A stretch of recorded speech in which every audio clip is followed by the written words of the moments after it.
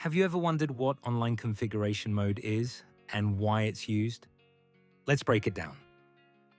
Online configuration mode is a commissioning tool that allows you to verify whether an axis behaves as expected, without writing a single line of program code. Using this mode, you can quickly validate several important points. 1. Servo control. Can the axis be energized and switched into servo control? 2. Wiring and motion check. Is the motor wiring correct? Are the encoder cables connected properly? Does the motor actually move? Do the axis configuration parameters match the mechanical application? 3. Sensors and homing.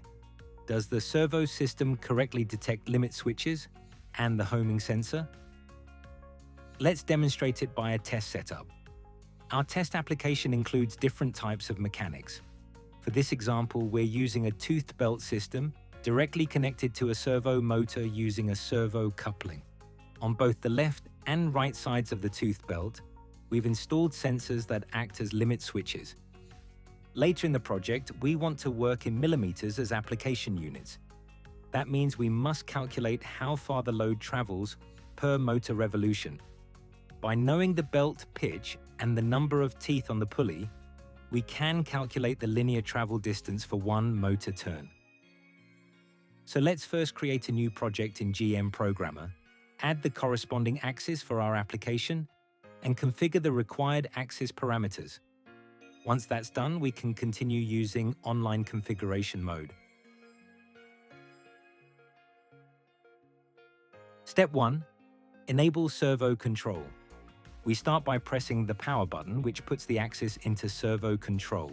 The current axis status is shown directly in the status field.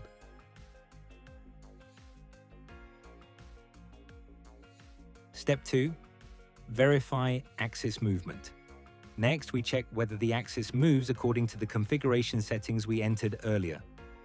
We do this by entering a travel distance and activating the move. This distance must match the actual mechanical movement of the load.